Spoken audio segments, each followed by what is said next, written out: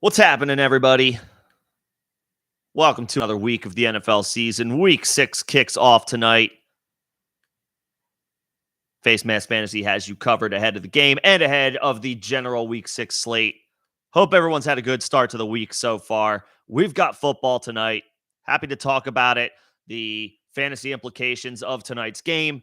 If you have start-sit decisions based on tonight's game, we can go through those. And then, of course, everything else going around the NFL world. Broncos travel to Kansas City tonight. Two teams on opposite ends of the spectrum. Chiefs are Super Bowl contenders. Broncos appear to be on the verge of a complete blow up. Sounds like multiple players are on the chopping block as far as trades. It was already reported earlier that the team will be moving on from offseason acquisition Frank Clark, who I think has only appeared in 2 games for the Broncos so far this year.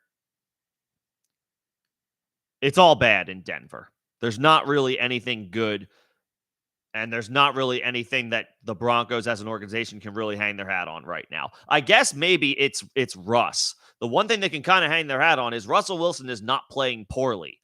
Um, but they've got major issues on defense.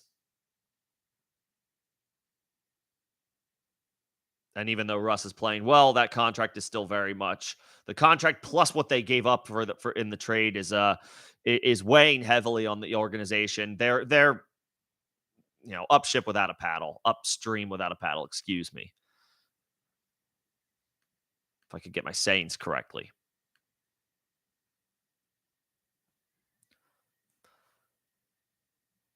So all that to say, I like the Kansas City Chiefs defense tonight. If you happen to have them, you might have picked them up from a couple weeks ago because they played the New York Jets week 4. They looked like a good pick that night. Zach Wilson had the best game of his career. But they're still a good unit. They're still a good defense. The Broncos offense is scoring points. Russ, I think, has 11 touchdown throws so far through 5 games.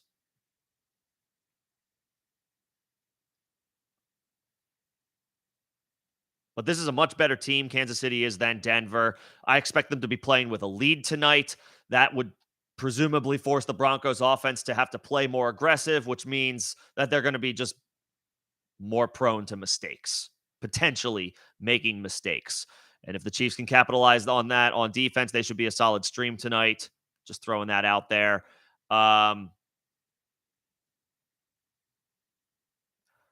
That makes Javonte Williams a very risky play for me tonight for 2 reasons. One, just mentioned the Chiefs are a good overall defense. They're playing at home on a short week. This is an advantageous situation for them on paper. Javonte, meanwhile, is coming back from a week 5 absence. Jaleel McLaughlin looked pretty good with the opportunities that he got, and Samaje Perine remains involved. Unless you've got no other real legitimate option to pivot to at running back or to look at running back, I don't want to play Javonte Williams tonight. He is a sit for me if you can avoid him. If you have alternate options, I would not be looking to start Javonte Williams tonight. I would be proceeding with the utmost caution with him. I guess the same can be said for Jerry Jeudy and Cortland Sutton.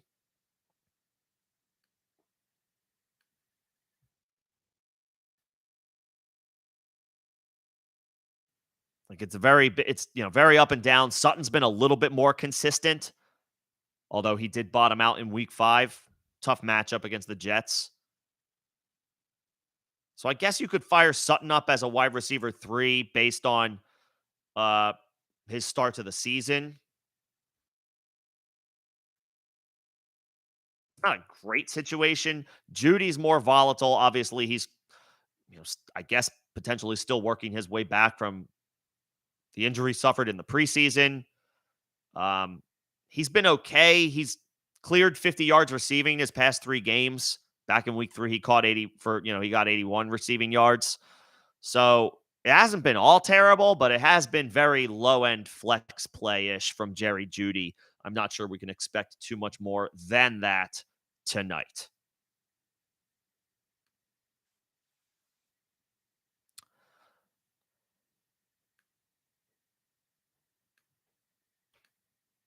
Let's see. Marvin Mims to that point, you can't really start. They're not even giving him like 15 routes to run a game yet, even though he's already earned it.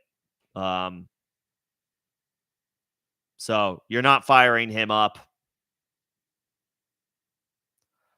And to the point with Javonte Williams, I don't know that there's a single running back I do want to start. If I have Jaleel McLaughlin, if you rolled the McLaughlin last week, first of all, congratulations because he came through for you. But I don't know that I want to trust him tonight with Javonte back and P Ryan still very much in the mix. So all these Broncos running backs are a sit for me. Judy and Sutton are wide receiver 3 flex plays, maybe with a little bit of upside because of what we expect to be positive game script for them. A lot of throws, a lot of passes in a game where the Broncos are double-digit underdogs. There's a little bit of upside with volume. But it's just not a great matchup. And they've not really none of them. I think Sutton had a wide receiver 2 week. I think it was week 1. But other than that, it's been wide receiver 3 slash flex plays for the Broncos receivers so far this year. On the Chiefs side, you're obviously, and then Russ can be started, of course, in super flex leagues, in one quarterback leagues. You probably want to look elsewhere. Um, for the Chiefs, you already know what you're doing with Patrick Mahomes, and you already know what you're doing with Travis Kelce, and I think you already know what you're doing with Isaiah Pacheco. Isaiah Pacheco is a you have to fire him up tonight. Team is double digit favorites at home. They will be running the football in all likelihood later in this game, salting it away. Pacheco's scored, I believe, in 3 straight games, so you're firing him up too. Obviously, after that, it's musical chairs. It could be Rashee Rice. I don't have any major reason to believe it could be Sky Moore. I guess Rice is like your most likely guy here to do anything for the Chiefs.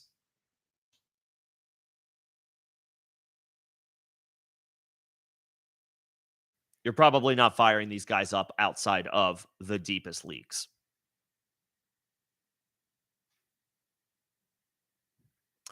So that's the situation tonight. Again, we can go over start sits that do involve the Thursday night game. Ultimately come to a decision um, with the Thursday night players and anything else that you guys may have. What's going on, everybody? I see Greg. I see Nemo. I see Iron. What's going on, guys? Got to give love to my members. Appreciate it, guys. Um, and everybody else, thank you for joining in. Let's talk shop. Let's talk football. Just to get Greg's question first, I do get to my members first, out of respect for those guys supporting the channel. Not that everybody else doesn't, but I do want to get to my members first. But then I will get to everybody else second. About Sam Laporta, I'm not panicking yet. He did miss practice today. It's new. Obviously, it's not anything you ever want to see. A Thursday addition to the practice report. It's always, no matter what happens, it's gonna make you. It'll stop you in your tracks. Um,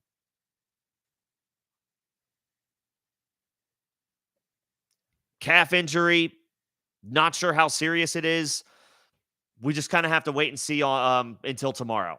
We just got to get the practice report on Friday. If he doesn't practice on Friday, so you'll know that probably by late morning, early afternoon on the East Coast.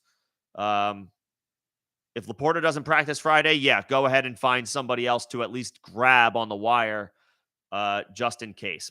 We kind of have to wait until Friday to make that call.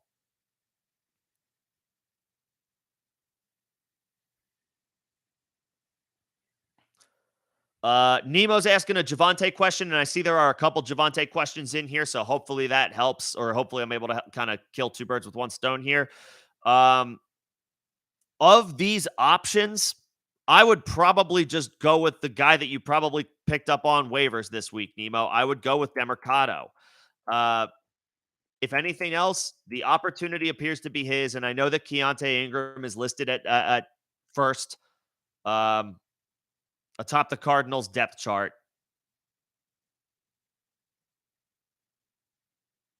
But Demercado looked pretty good in relief of James Conner. I mean, I can't imagine he doesn't get pretty well involved in that game.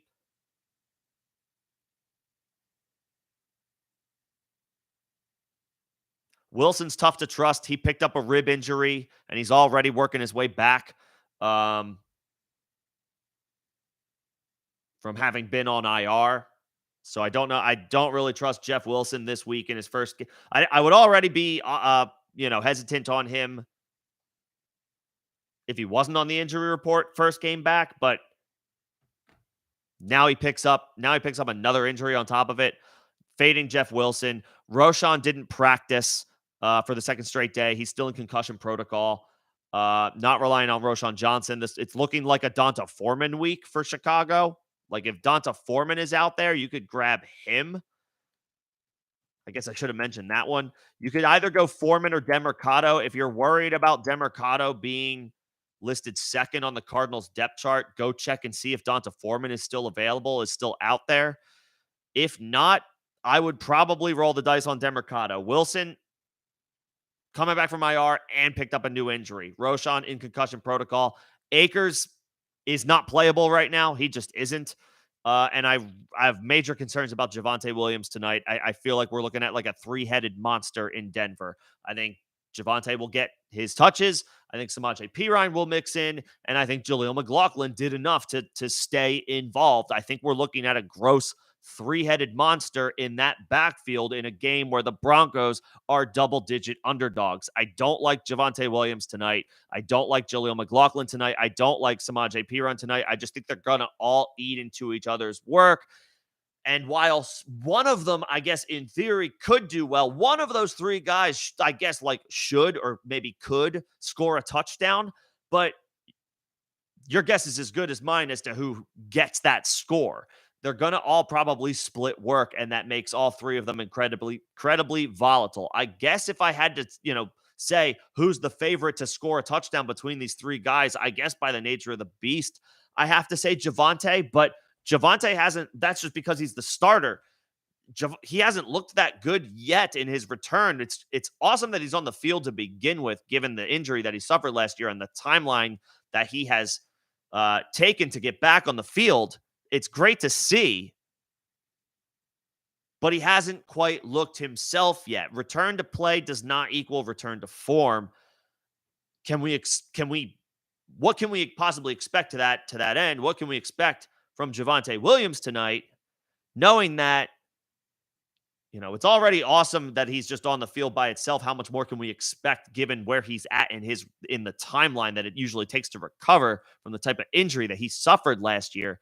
And now he's coming back from it. Now it's almost like you got to hit the reset button again. He's coming back from another injury that he suffered that forced him to miss last week.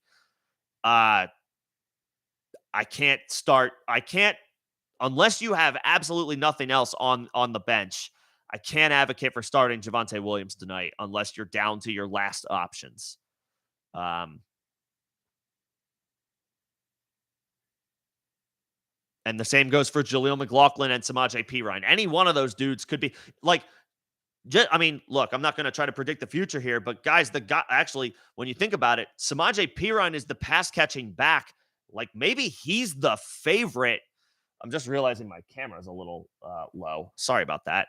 Perine might be the favorite to catch to score the touchdown because it could be via the air. It could be through, a catch in the form of a catch because the Broncos are throwing so much because they're double-digit underdogs.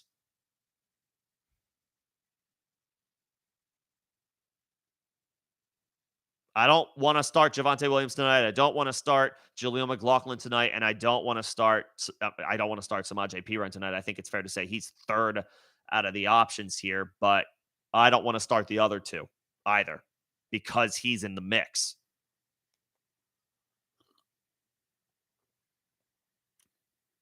So I took a little while on that one. I know there were a few people that asked questions about Javonte, and I see a question about Jaleel McLaughlin here. So I just want to kind of give my 2 cents on that with that game being tonight.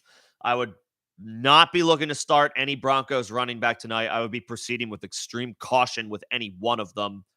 I would be looking elsewhere.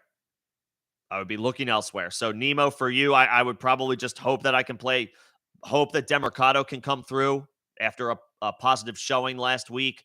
If Donta Foreman is still out there on waivers, you could go ahead and grab him. Khalil Herbert is was Herbert officially put on IR? I know he's expected to miss multiple weeks. Did that happen? No, no, but it's expected that Khalil Herbert's going to miss a couple of weeks. He hasn't practiced this week. He's not going to play. Roshan Johnson is still in concussion protocol. If you can grab Donta Foreman, um, he's a fine plug and play this week just from volume alone, or expected volume anyway. But if not, Demercado. And Iron had a similar question. So yeah, I mean, for me, it's like Matt, you got to play Madison. You got to play, and especially against the Bears, you got to play Madison. I would, and Iron, I'm going to kind of keep it moving because I feel like I hopefully answered your question when I answered Nemo's question. I would just go Madison. Like, he's much safer, much safer. Javonte is not safe tonight for me. All right, let's go back to the top of the chat. Astro's asking if I would change anything. Yeah, Cook has to. Yeah, Brees Hall. You have to put Brees Hall in for Cook. Astro, you got it. Yeah, we're starting Brees Hall without question from this point forward. Brees Hall's in your lineup. He is over your lineup, and for me, it's like I don't know what it would take for me to take him out. It would take at least another 3 weeks or so of unexpectedly bad performances for me to take Brees Hall out of my lineup. He is in your lineup. Coach Saleh even declared, like, we're taking the training wheels off, right? No more restrictions for Brees Hall. And he looked great. I know it was in a great matchup, but it doesn't matter. He looked good in every matchup last year before he went down. Brees Hall is the guy. Fire him up into your lineup with all confidence. He's an RB1 moving forward until I see otherwise. I'm going to keep saying that. I got to imagine for at least the next month, I'm giving Brees Hall the benefit of the doubt in the unlikely situation that he keeps coming up, or where he goes on like a cold streak. I don't see any reason to believe why he would. He's the clear top guy in that backfield. He is explosive.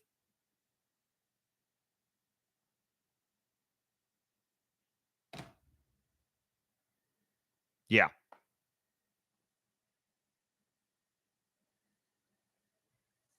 Brees in your starting lineup. Everything else is fine. Everything else is fine. But yeah, get Brees Hall in your lineup. Don't care about the matchup. Don't care. You're firing up Brees Hall. You're firing up Brees Hall. He is matchup proof. He could be on the road against the Tennessee Titans. I'm starting Brees Hall. He could be on the road against the Philadelphia Eagles. I'm starting Brees Hall. On the road against the San Francisco 49ers. I'm starting Brees Hall. He might not do great, but I'm not going to bet against his talent. Like, in the worst matchups, his ceiling might be lower, but I'm not betting against his talent. No, sir. Let's see. What's going on, Tyler? Logan Thomas or Ingram? Probably Thomas. I think, is Zay Jones back for the Jags? I think he is. Oh, he didn't practice Thursday. Okay. All right, maybe he's not. All right. So Zay Jones looks like he's still trending to be a miss. I only bring that up for the purpose of, like, targets. I mean, Logan Thomas, I guess, right now. I mean, he's in the best matchup you could possibly ask for, or one of them. He's playing 80% of the snaps. He's got 2 top 7 performances so far, and 1 performance where he was the tight end 13. He surprisingly had a bad game, or not a great game. Week 4 in a great matchup. But he's got a really good matchup this week. I think I would probably go Logan Thomas.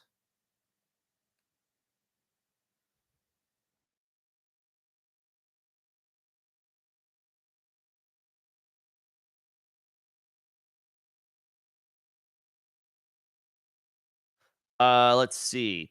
Stafford or Burrow? I mean, Stafford's got the Cardinals at home. Burrow has the Seahawks at home. I mean, did Burrow do enough last week to like reinstill confidence? Just throw the ball to Jamar Chase.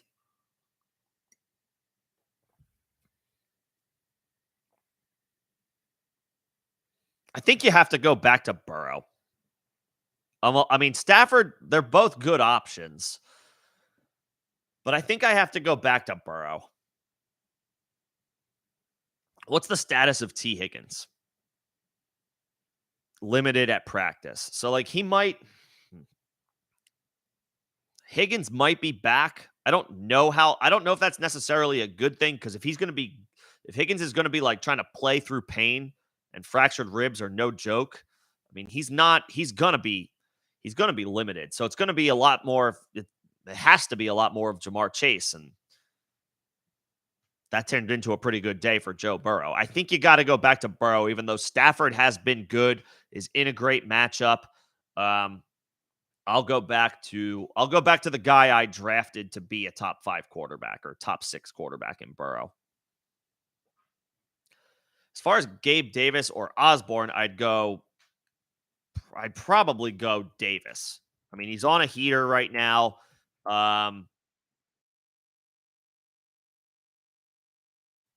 He's just attached to the better quarterback, is the regular starter for that team. Both of the tight ends, I believe, are on the injury report. I think both Dawson Knox and Dalton Kincaid. I'll go ahead and double check that. Okay, Knox got in a limited practice today. Kincaid is coming out of concussion protocol. It looks to be. He practiced today in a limited fashion. So he could be available as it turns out. Okay. I give the slight edge to Gabe. He's more boom bust. So if you need the upside, Gabe Davis, but if you want to play it safe, Osborne is probably a little bit safer just because now he's an every down player. So there's a good floor there, but I would say Davis has the ceiling if you think you need the upside.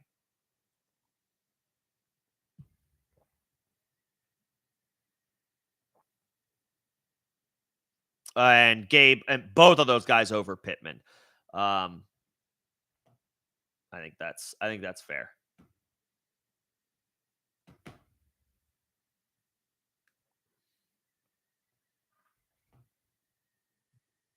Yeah. I would say, yeah, Osborne floor, Gabe ceiling. I mean, Pittman did do well against the Jaguars week 1, and that is his opponent this week. He's been solid. I guess maybe he's been okay. He's had a couple of down weeks. He's a floor play. I think I lean Osborne in a great matchup over him. And then if you need upside, it's Gabe. Well, like Mixon or Gabe Davis, then I would just play Mixon. If it's Mixon or any of those guys, then just play Mixon. I mean, he's got RB1 potential, generally speaking. Let's see. Where am I at? Are the Chiefs a good defense tonight? Hell yeah, they are. Chiefs are a solid play tonight. They're a good defense. I see some people might be getting hit by ads. If an ad runs while I'm asking your or answering your question, just let me know. I will make sure to get it. Or pick it up after the ads run. Just let me know. I was getting to the Chiefs defense. They are a good play tonight. They are a good NFL defense, first and foremost. They are a good unit. They are at home on a short week in a great situation as double-digit home favorites, which means we expect the Chiefs to play with a lead force the Broncos offense to have to play it more aggressive than they, would otherwise probably like to, which increases the likelihood that they make some mistakes. Chiefs are a good play tonight. The Broncos offense has not been bad at scoring points. They've been pretty solid on offense. They've been decent on offense anyway. They've scored points. It's been inconsistent, but they have scored points. The problem is on the defensive side of the ball. They are historically bad, and that's with Patrick Surtain in the secondary. This Broncos defense is bad. Expect the Chiefs to handle their business tonight. Expect the Chiefs to play with a lead. That puts the defense in advantageous situations, gives them opportunities to make plays. That's a situation you want to take advantage of.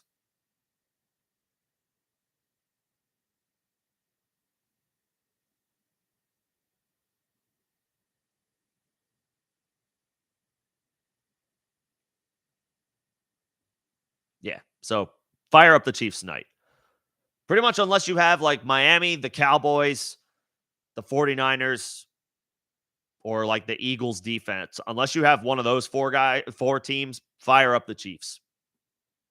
Fire up the Chiefs. So yeah, dirtbag. Hopefully you got.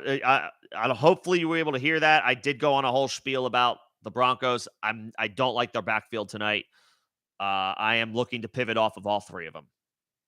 Looking to pivot off of Javonte, Jaleel McLaughlin, and Samaje Perine. I don't want to mess with what looks like a gross committee in a game where the Broncos are double-digit underdogs.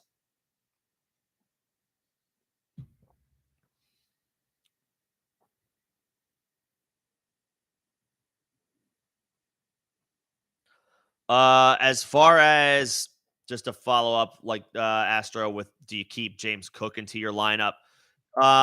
Yeah, you can do that. I guess between Kirk or Myers, it's kind of a toss-up. Both have safe floors. I guess for me, it's like, I Kirk plays Indianapolis. I guess I would maybe like lean Myers. He's got that little revenge edge playing against his old team, playing against the Patriots. But yeah, I guess I would want to leave the running back in. I would want to leave Cook in a game where we expect the Bills to win. So that's fine. I guess I would take Kirk out to put the running back in. I'm okay with that. I'm okay with that. Um, Stafford or Howell? Stafford just looks better right now. Like Howell put up some numbers last week against the Bears. It's a tougher matchup on the road in Atlanta for Howell. I think you got to go Stafford in a great matchup.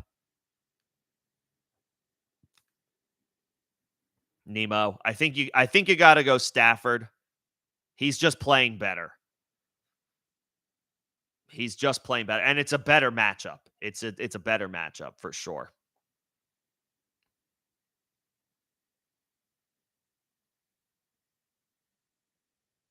Yeah, I'm going Stafford.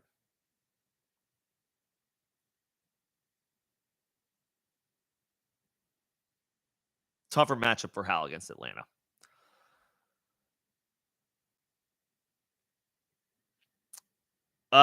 Greg, you got a kicker question. Ooh, I haven't had too many of these. I feel like I say that. I'm like, oh, I haven't had too many of these this year. But then I do still actually get them. If you have Butker tonight, I do. If there's one thing where I'm not shying away from or that I'm not scared off by on Thursday night, it's the kickers. It's the kicking game. We often see more. We all often see more field goals. Like if you ever want to like look for something random to hang your hat on, if you're if you're putting a little something on the game, it's the over on field goals in Thursday night football games.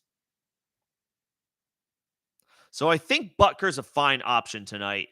That being said, I know he has been disappointing, or they haven't quite been there. The points. If Moody is out there, I think at this point you have to grab him.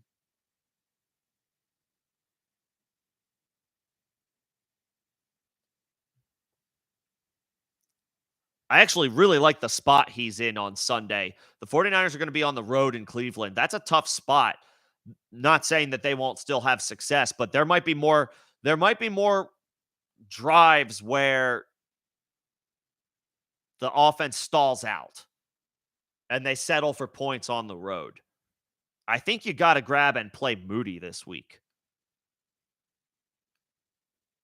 Like if somebody dropped Moody, he didn't have like 5 points, 6 points the past couple of weeks. Not great, right? Not the best, but like I don't mind kickers on the road in tough spots because in theory, that means that the offense might stall out an extra drive or two than they normally would if they were at home or in a less difficult matchup. The Browns do have a good defense, so it's not inconceivable that they force the 49ers to or it's a bend but don't break situation a couple more times than, the average team will be able to force the 49ers into. I like Moody in this spot to kick some field goals. So if you want to drop Butker for Moody, I'm okay. I mean, it's splitting hairs. You might want Butker again next week, and if you drop him, he's one of those names where he will get picked up by somebody else. So that's the other thing. If you're just looking at this week, I understand, but just keep in mind Butker is one of those names that if people see he's available, they will add him, they will grab him, and you will not be able to get him again. So just keep that in mind. That being said, you know, grabbing a new kicker as long as you're not dropping Justin Tucker, then ultimately you'll probably be okay. I do really like the spot that Moody is in this week.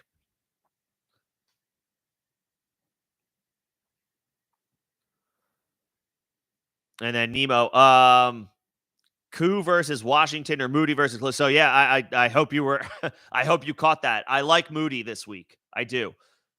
Koo in the dome is usually pretty safe. Pretty safe bet to come through.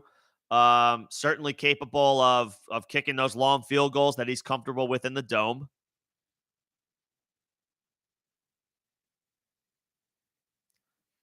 I guess I would say as long as do we have any weather reports for Cleveland that far out? Bear with me, everybody. I am going to look up the 10-day forecast in Cleveland for the weather. Uh-oh, is it going to rain on Sunday? Don't tell me that. I just got myself hype about Jake Moody. All right. Obviously, we can't look at this by the hour just yet because we're 4 days out. PM showers. Okay. During the day in Cleveland, expected to be around 55 degrees, 18-mile-per-hour winds. No. High near 55, whatever. Winds 15 to 25 miles per hour, 40% chance of rain. Okay. Well, that doesn't feel good at all. Okay. All right, so Moody might not be the best option. Now, look, if y'all have been around the block once in your life, you know that weather reports can be 100% wrong, more than you feel like they should be. So I don't know how set in stone we can worry about the weather in Cleveland this week. But now maybe I'm reconsidering Moody just because there's a threat of rain and high winds in Cleveland. So I'm actually gonna pull it back a little bit on Jake Moody. I'm gonna rope it back in a little bit. I know I was at first bullish on him, and Greg, hopefully you didn't do anything too hasty. Always remember, I'm actually happy I did this, but I almost didn't do it at first. Always check those weather reports, guys. The first question you want to ask yourself when you're considering kickers, like Justin Tucker, obviously forget about it, but you start him on the moon, with no gravity. But anybody else, if you're seeing bad weather, it's fair to want to pivot off of a kicker. Like light rain, 10-mile-per-hour winds, whatever. But it's going to rain or it's over 50% chance of rain and winds could reach 20 miles per hour. That doesn't feel as good. That's a little dicier. These guys are still professionals, of course, but we want ideal conditions if we can have them. So let me pull it back on Moody. you maybe actually want to pivot off of him if you have him. If you have him and you want to fire him up, then by all means go for it. But if you're like me, I would be a little bit worried about that weather, and so maybe no on Jake Moody in Cleveland on Sunday.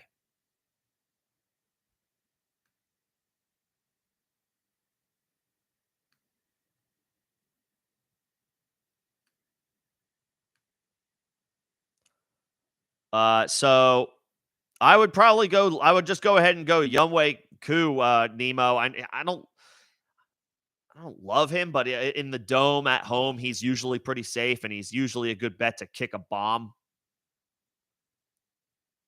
So yeah, Koo is fine. Um, I guess with that, Greg, I would still probably want to rock with Butker for one more week because yes, he hasn't been great this year, but I do like the spot he's in tonight at home on a short week where the Chiefs are big favorites. I would probably just play Butker. Just play Butker. I think that's your safest bet. What's going on, Callie? Um, Rashee Rice or Donta Foreman? Is it PPR? Is it PPR? For your quick kicker question, I think I would say Fairbairn. Stroud's been throwing the ball, moving the ball well, but on the road, he might stall out a few more times. Fairbairn's probably in a decent spot there.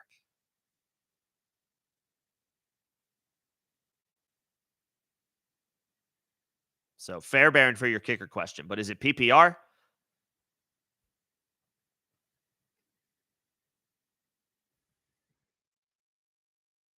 It's PPR. Rashee Rice has a little bit more intrigue, but honestly, it's tough to trust Donta Foreman just because we have not seen him yet. But he's probably the dude this week with Roshan missing 2 straight practices with the concussion, and Khalil Herbert is all but already ruled out this week. So, yeah, I guess I would say go Foreman. If it's PPR, Rice is a little bit more intriguing. If it's happy, all right, I would go Foreman. I would go Foreman. Just take the guy who we expect to get some volume. And it's a good matchup. They're playing Minnesota. I think at home. Pretty sure it's at home. It's a home game for the Bears. So I'll take Foreman against Minnesota, and I'll take Fairbairn against. I'll take Fairbairn instead of the New Orleans kicker. Um, Stroud's been moving the ball well. They might stall out a few extra times on the road. Sets Fairbairn out for some kicks. It sets him up for some kicks. Let's see. Where am I at? My thoughts on Keontae Ingram. He's listed as the starter. It's not Demercado. Ingram is listed as the starter. I would feel more comfortable starting Demercado.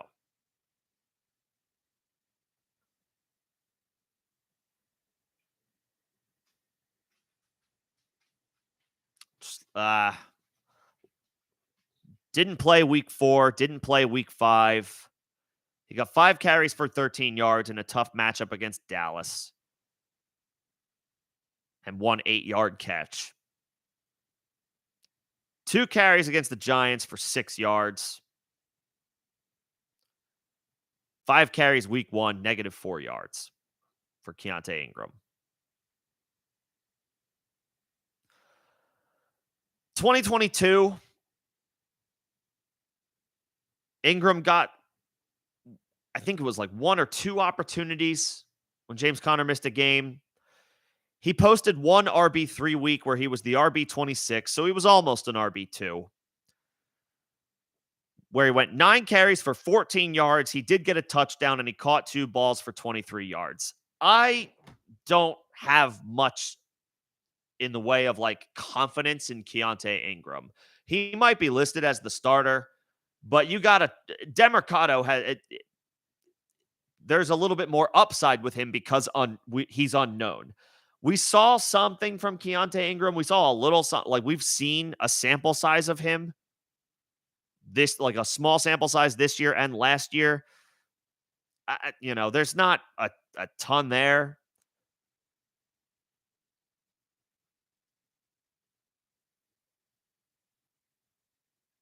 Like 3 carries for 7 yards, 9 carries for 14 yards. These are last year's stats for Keontae Ingram. 1 carry, 2 yards. 1 carry, 5 yards. 5 carries, 19 yards. Not awful. I mean, all things when you're keeping expectations in check, not awful. 5 carries, 19 yards. Still under 4 yards a carry. 2 carries, 5 yards. 1 carry for 1 yard. 1 carry for no yards. 1 carry for 2 yards. 3 carries for 5 yards. I mean, we're not get we we've seen Keontae Ingram in small doses, and there's not really ever been anything there to be like, oh, Keontae Ingram. Like that hasn't happened. So I'd roll with Demercado as your flex RB3 play this week. He's got the upside because he's just more unknown. And he looked okay in relief of James Conner last week. 10 carries, 45 yards. That's a better yards per carry in one opportunity than Keontae Ingram has gotten to this point in his career, and he played like 10 games last year. So yeah, it's Demercado for me. I have no trust in Keontae Ingram just because he potentially might get a little bit more of an opportunity with James Conner out.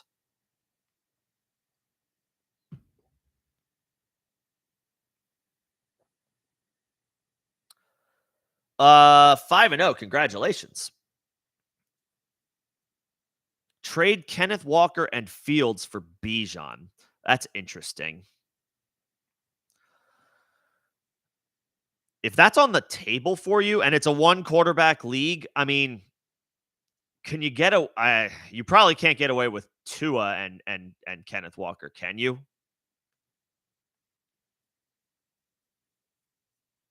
5-0 and you just got Cup back. You're feeling awfully good.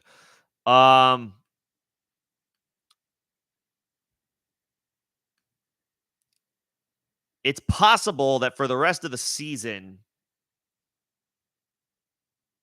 like you don't have Tyreek Hill. Tua's off to a great start, but you don't have like the stack.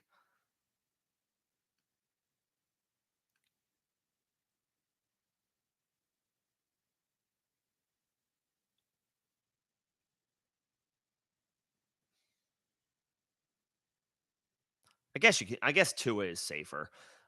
He's on the better team. The more I think about it, let me walk it back a second. Tua's on the better team, the team that you would prefer to have guys on. You want guys on good teams.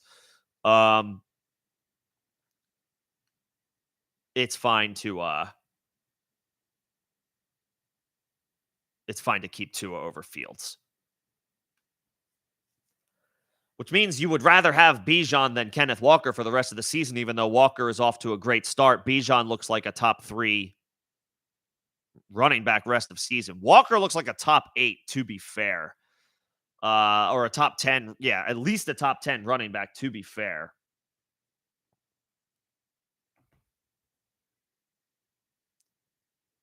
Yeah, I guess I would do that trade.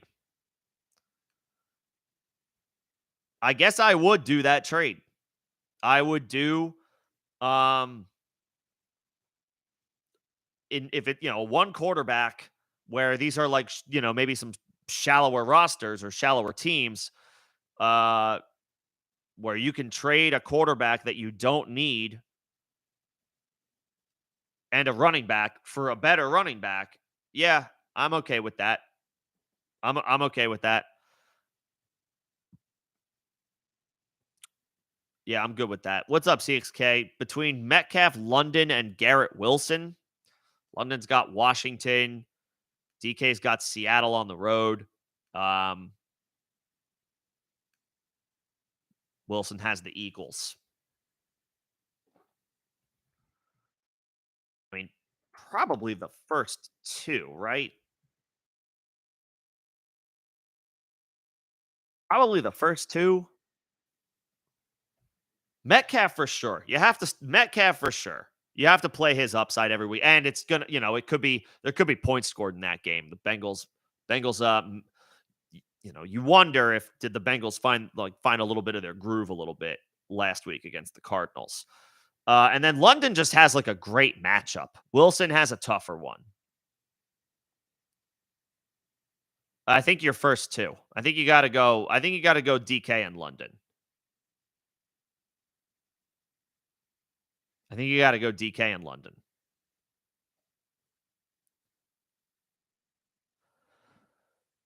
Alave, Judy, Michael Thomas, Swift, Eckler. Okay, okay, it's just a start, like a full start question. Well, Eckler's back practicing, right? So you're starting Eckler. I mean, your running backs you're starting are Eckler and Swift. I'm not starting Jaleel McLaughlin tonight. I'm not starting Jaleel McLaughlin tonight. I don't feel good with him with Javonte back. That's just going to be a backfield that's going to be annoying to trust. Yeah, Eckler's practicing in full, so you're starting him. I've not heard anything about DeAndre Swift. You're starting him. Yeah, he's fine. Yeah. Those are your running backs, Eckler and Swift. Olave is your wide receiver one.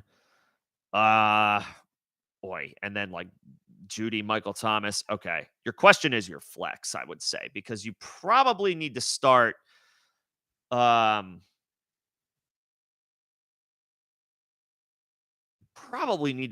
Judy as your wide receiver too. And you just need to hope for the upside. He's cleared 50 yards receiving the past 3 weeks. So your two running backs are Swift and Eckler. Your two wide receivers are Olave and Judy. I would probably put. Oh, you have Thielen.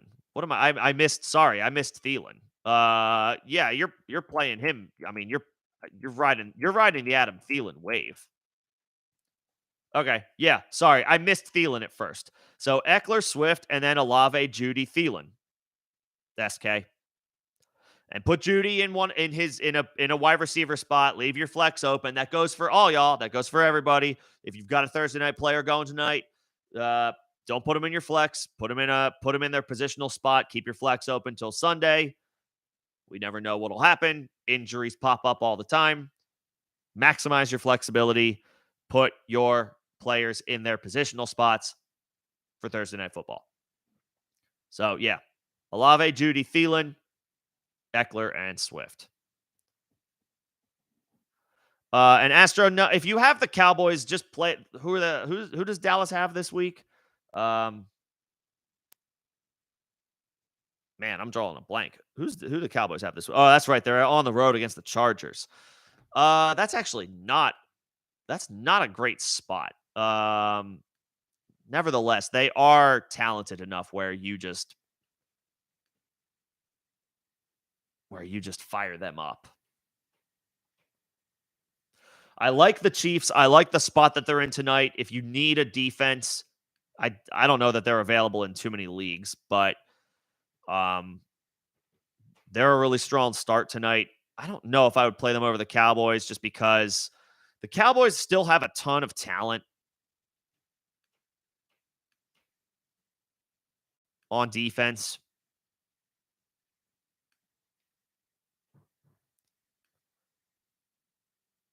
It's like on the road against the Chargers or the Chiefs at home against the Broncos. I think I still lean the Cowboys. I mean, they still have Micah Parsons who can be a game wrecker any given week. I think I would just go the Cowboys. It's close, but I would go the Cowboys. Let's see.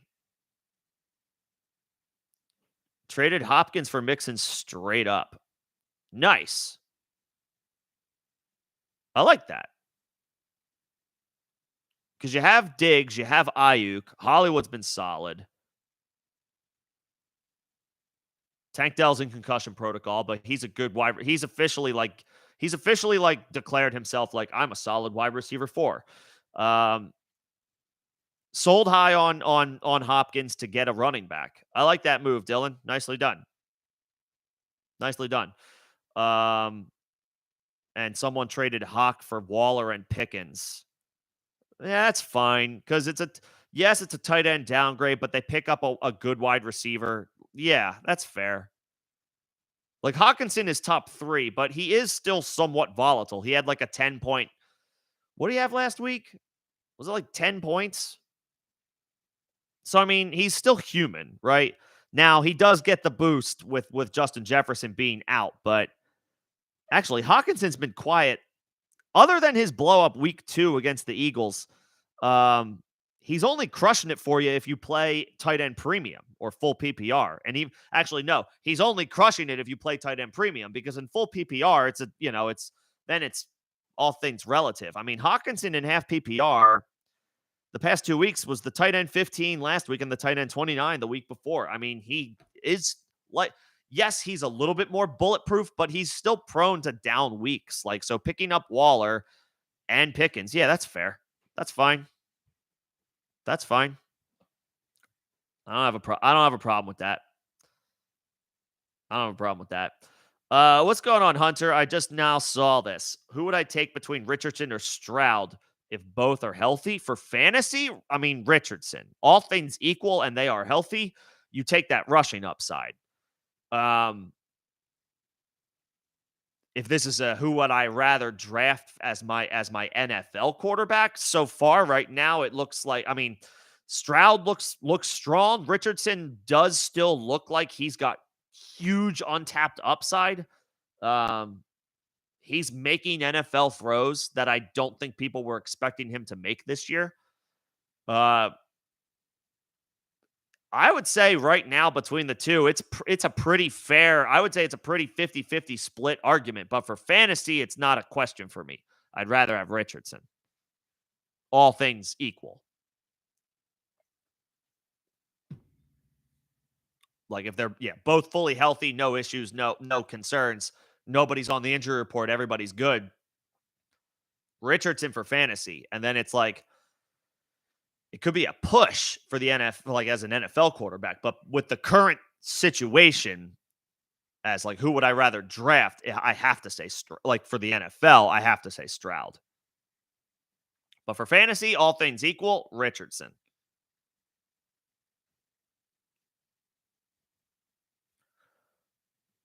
Uh, let's see. Where are we at? Would I trade Javante for Jerome Ford? That's not bad. Honestly, that's not bad. I mean, Jerome Ford has a chance to be an RB2 rest of season, and we're hoping that Jerome Ford should be an RB2 rest of season. We hope Javante will be an RB2 rest of season. So for me, I guess that makes right now Jerome Ford a little bit more of a sure thing. If this was Dynasty, there's no question. But if it's redraft, like in Javante's favor, but if it's redraft, which I can only assume it is, I mean, I think I'd rather have Ford right now. I think I'd rather have Ford. I mean, Javante could round into form later in the season and could go back to being Javante. But no, anybody who sits here and anybody who tells you I saw Javante Williams like his, coming, the comeback and he's the second half of the season, he looks awesome. Like it's like you're not a doctor. Um, and that's to all that to say, I'm not a doctor. Like I can't sit here and say, oh, Javante Williams will be back to being Javante by like week 10. We have no way of knowing that. And he already had to miss another, the fact that he's on the field already is great. Most recently removed from the injury that he suffered. But we haven't seen anything yet from him where it's like, ooh, like there it is. He just needs to he just needs to get into a rhythm. We haven't seen that, that wow play necessarily from him yet. And then he had to, and then he exited week 4 early, missed week 5. So now, now he got another injury that he's working his way back from. Yeah, I'd rather have Ford. He's just today, right now, as we head into week 6, Jerome Ford is safer than Javante Williams.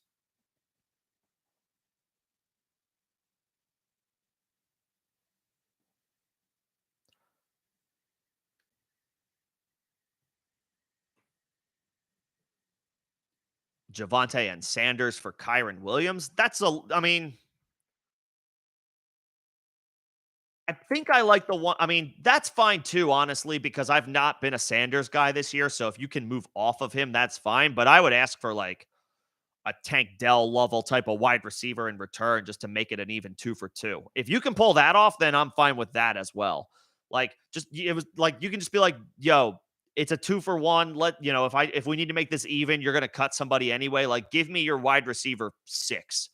Like, give me, just give me like the last wide receiver on your roster or whatever. I would ask for that in return just to get a piece that you can like consider or just drop yourself for the own player that you want. But like, yeah, I would be okay with either one of those. I would be okay with either one of those.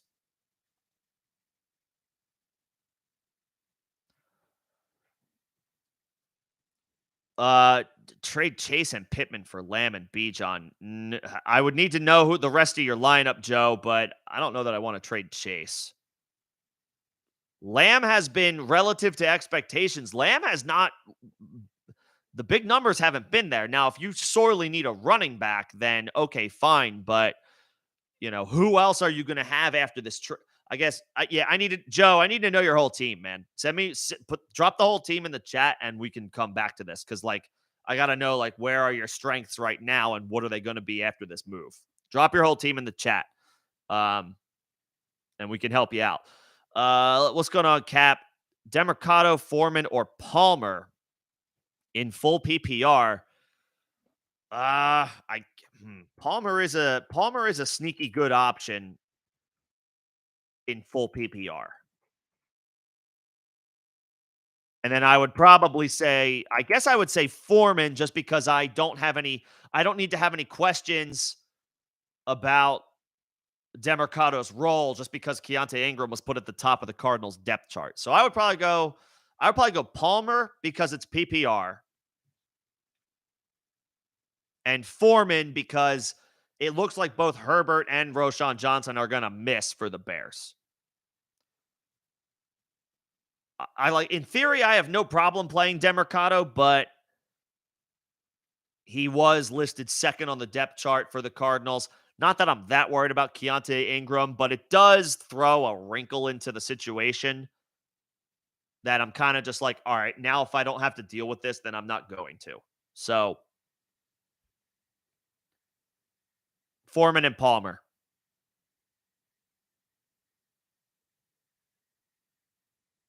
Foreman and Palmer. CXK, you are welcome. Trade London, Gabe, and Charbonnet for Waddle, Michael Wilson, and Roshan. This is interesting. I mean, London and Gabe. See, Michael Wilson doesn't. He's a very interesting guy for the future, but he is going to be a streaky dude that you're probably going to have a tough time trusting more than once every like 5 or 6 games this year. He's very interesting for the future, but Marquise Brown is balling out. Um, they're mixing other guys into this offense. Like Michael Wilson will have his weeks, but he's still, a third round rookie on a bad team. He's going to be tough to trust uh very frequently. Roshan's in concussion protocol. That sucks for right now. Hopefully it's not an issue for him long term, like for the rest of the season. We don't think it'll be. And then you're giving up London and Gabe and Charbonnet, who I would easily rather have over all three of those, or over Michael Wilson and Roshan, clearly, easily for Waddle. It just feels like this is like a 3-for-1 trade or a 3-for-a 1.5 trade. No disrespect to Michael Wilson and Roshan, but they're tiers below all three of the guys that you'd be giving up. I know Charbonnet's not spectacular now, but I mean, as a second round rookie, he's gonna continue to get more involved. And if anything happens to Walker, Charbonnet becomes like has RB1 potential. I say no. I would keep London, Gabe, Charbonnet. Waddle's the best option here, but it feels like you're giving up too much to get Waddle. It's not a 3-for-1 trade because you're getting Wilson and Roshan back, but that as the return makes it feel like a 3-for-2 trade or a 3 for like a 1.5 trade, and it just doesn't sit well. It feels like too much. It feels like too much depth. It feels like way too much depth to give up for one player who admittedly is the best guy of this pack of this trade, of this entire trade, but the collection you're giving up feels too rich for the overall return. So I'd rather have London, Gabe, Charbonnet. Flex Madison or KJ Osborne. I would probably take the running back. They're on the road.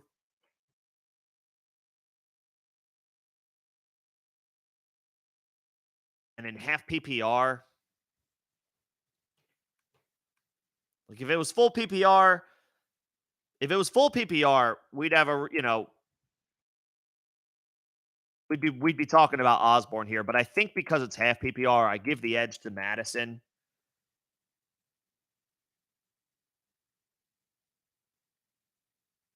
I would give the edge to Madison in half PPR. I'll start the running back. Playing against the Bears, nothing scary about that matchup. It is a division game, but Bears are not great on defense. I would probably just in half PPR. I'll take the running. I'll take the running back. I'll take the running back. If it was full PPR, I'd probably say. If it was full PPR, I'd probably say take Osborne, but I'll say Madison since it's half. He should get volume. He should get volume. He should get some volume. What's going on, Fortune? Good to see you, bro. I would not be under the assumption that Roshan plays this week. I am operating as if Roshan is missing this game. 2 straight missed practices as a result of being in concussion protocol. This already smells like he's ruled out without having actually been ruled out yet. And Khalil Herbert is all but also already ruled out. So for me, it's like Foreman versus Miles Sanders. Foreman. I'll take the volume. I'll take the volume, and Miles Sanders hasn't been. I was not a mile. Like you're talking to the wrong guy. But when it comes to Miles Sanders, I have been out on him since the offseason. I am not. I am not a Miles Sanders guy. I haven't been. So I am not the dude to to ask about Miles Sanders because I'm always going to tell you take the other guy. Foreman, nothing scary about this Vikings matchup. And he's going to get volume. He's going to get the volume. It's a boring play. It's a little bit of a risky play because it's just like, holy crap, we haven't seen Donta Foreman this year. But his other competition for touches, both guys are out. So he has to get in there. Foreman has to get in there. And I'll take him over Sanders. Carolina gets Miami this week. Nah, forget about it. Nah. Miami's going to blow the doors off Carolina. They're not going to be able to give Sanders the ball because he doesn't catch it. Foreman. And then just to wrap it up, Foreman versus Ford. That's close because Ford is in a brutal matchup. And Deshaun Watson it looks like Deshaun Watson's not going to play. I would probably actually go Foreman here just because at least he has Fields. And to that point, you could say, well, he could vulture production. But if Ford is playing with, I think they announced that it's going to be PJ Walker is going to start for the Browns. If it's not Deshaun Watson, it's not going to be DTR, the 7th round rookie. It's going to be PJ Walker. There's just, you got to, and against the 49ers, I'm downgrading the Browns defense for this week. Not every single week, but certainly this week. So yeah, I would go Foreman over Ford. I probably think his floor is safer. Ford's got a tough matchup this week. He's going to be without his quarterback probably. I'll take Foreman.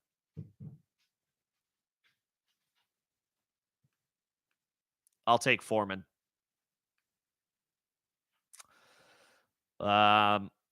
Nemo's got another question. Trade Kelsey and Christian Watson for Cup and Hawkinson.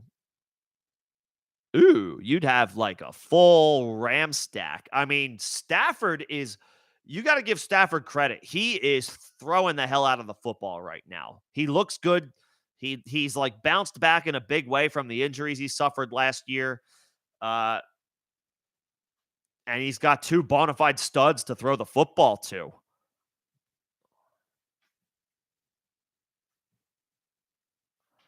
I mean, rest of season, I mean, we already know you clearly easily rather have Kelsey than Hawkinson. And Hawkinson has proven that he's not bulletproof like Kelsey and Andrews are, even though Andrews has been or dropped a couple passes last week. I'd rather have Cup than Watson, I would say probably by a pretty significant margin. So if you can have that, I think I'm okay with that.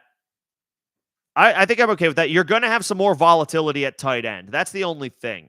Hawkinson is going to be Nemo. The only concern there with that one is Hawkinson is less bulletproof of a flex play over probably some of the other options on your bench in a way that whereas with Kelsey and Mark Andrews, you're firing those guys up every single week without a doubt. And there's no thought process that needs to be put into that.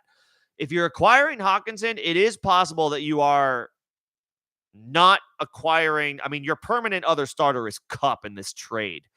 But it's possible you're acquiring Hawkinson in a situation where you might want to turn around and trade Hawkinson for more depth in other spots. Like if you can turn Hawkinson into like an RB2 and a wide receiver 3, and then ultimately you turn Kelsey and Christian Watson into Cooper Cup, I don't know, some running back that you buy low on. I'm trying to think who could be a good buy low candidate at running back. I'll think on that one. But if you can make that happen, I might be then I'm a little bit more okay with it. You just got to be careful because with your current bully tight end situation, it's gonna, even with Hawkinson, that's not gonna be as strong of a strategy because we've seen, unless it's tight end premium, Hawkinson is prone to down weeks too, like other tight ends.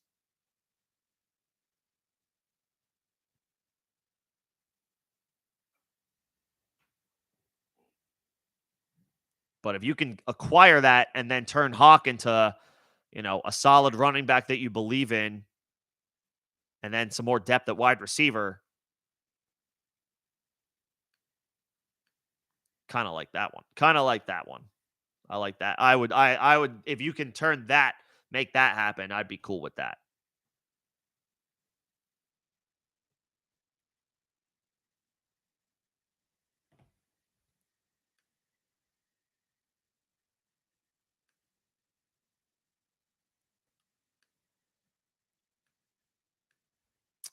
All right, where am I at? You'd cut Puka, Olave. Okay.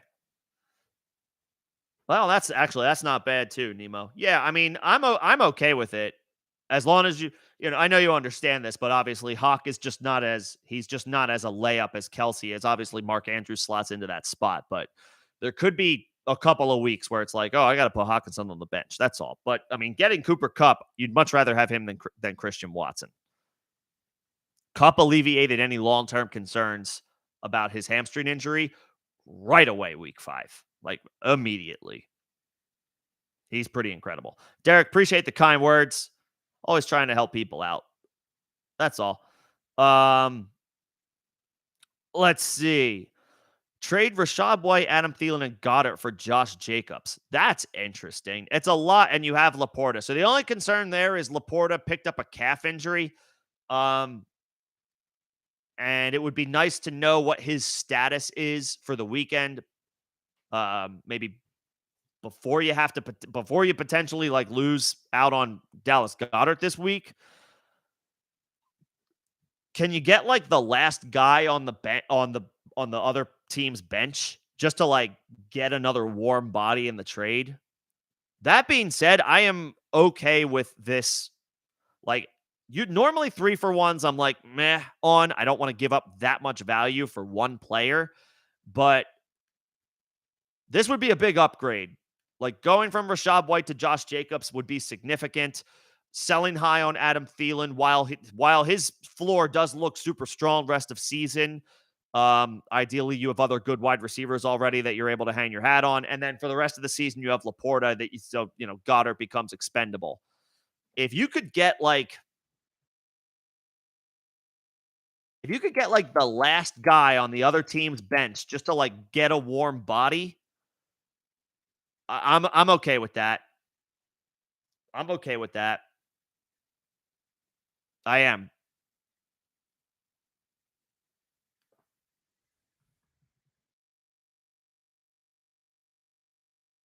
It's full PPR. That's a is it full PPR? It's 0.75. Okay. That's interesting.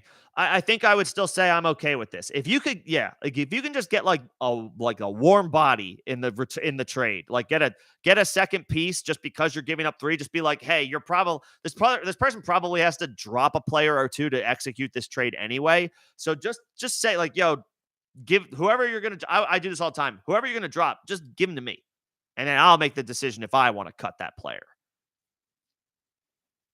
Might not be anybody great, but like that's what I like to do.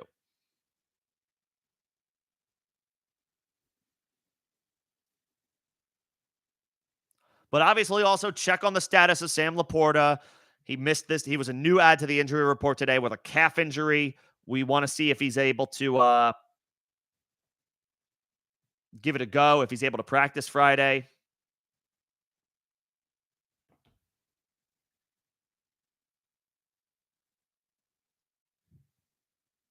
But if Laporta is good to go, I am okay with this trade for sure.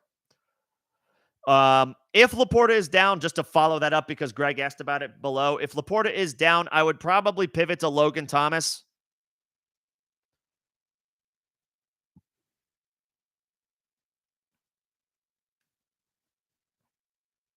I would pivot to Logan Thomas.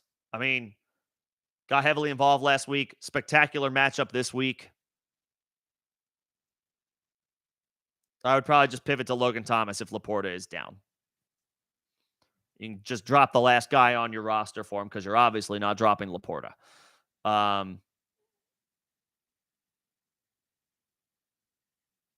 Let's see. Where are we at?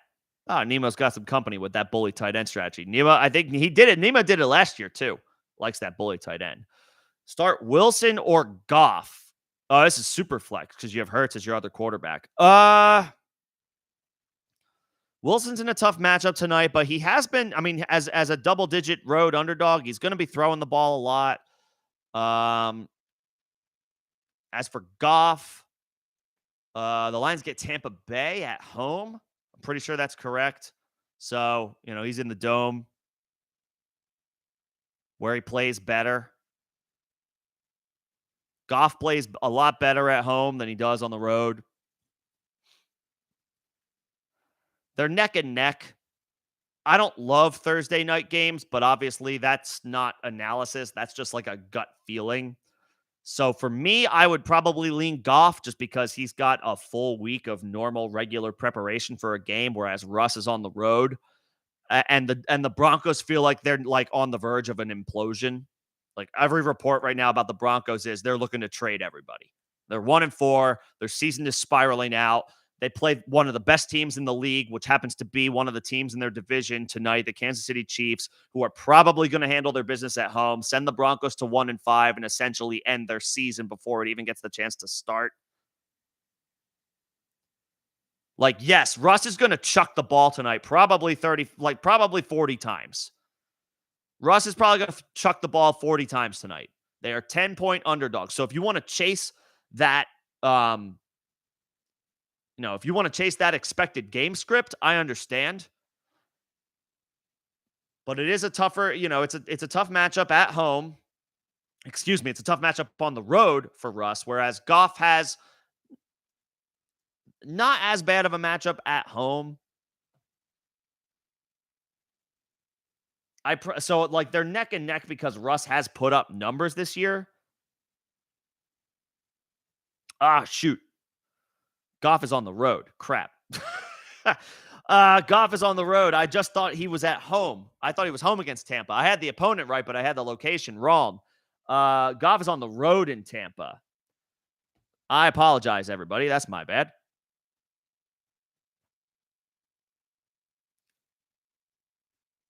Goff is on the road this week where he has not generally been good. And isn't the weather in Tampa like supposed to be really bad? Like torrential downpours today. Is that going to continue into the weekend? Need to check Tampa Bay's weather report.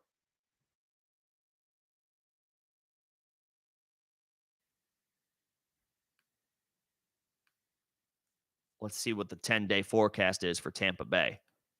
If there's rain in the forecast, then you start Russ tonight. Marginal risk of severe weather, but that's tonight. There's no issue with rain. Okay, so this was just like a one-day thing. It looks like sunny. It looks like it's going to be sunny in Tampa on game day. It looks like the conditions are going to be nice. So there's no concerns there. Goff could also be without Laporta now on Sunday because that's possible because he jumped up on the injury report. He does get Amon-Ra back. I guess I would say Russ slightly after thinking about it because now I originally thought, oh, Goff is at home. I was wrong. He's on the road. So I guess I would start, all things equal, I'll start Russ. They are double-digit underdogs. The Broncos should be throwing tonight a ton.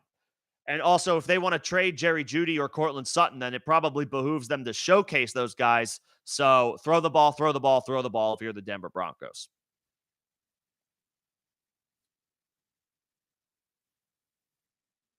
So, yeah, I'll start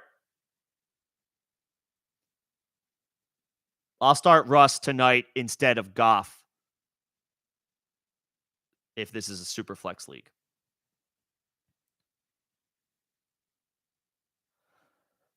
Is Smith and Jigba a drop or a hold? He's a hold. I know he's not. He's outside the top 100 for fantasy wide receivers this year. I'm holding on to him for a couple more weeks. The Seahawks just had their bye. It's not uncommon to see rookies get more involved after a team's bye week. That is a common trend. So I'm gonna hold out. The Seahawks are a solid team. They're decent on offense. Geno's playing pretty well. I would hold on if unless you are absolutely desperate for the roster spot, I would not drop Smith and Jigba. First round pick. I just don't think he's quite had an opportunity yet. Let's hang on to him for a little bit longer. I believe in the talent. I'm not dropping yet. If 2 or 3 more weeks go by and he's not giving us anything, then it's a drop. But I need to hang on for a guy. I need to hang on to the potential upside of Smith and Jigba for a bit longer.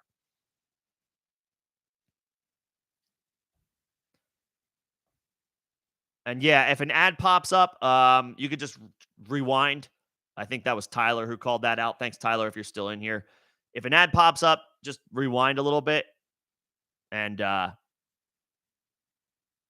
hopefully you'll be able to catch or recatch whatever my answer was for the question. Hopefully. Callie, who do I like best as a stash between Craig Reynolds, Pierre Strong, and Chase Brown? Ugh.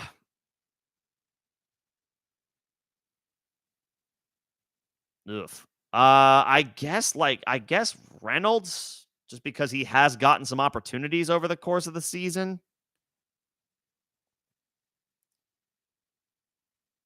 This is either a dynasty or like some real deep league stashes.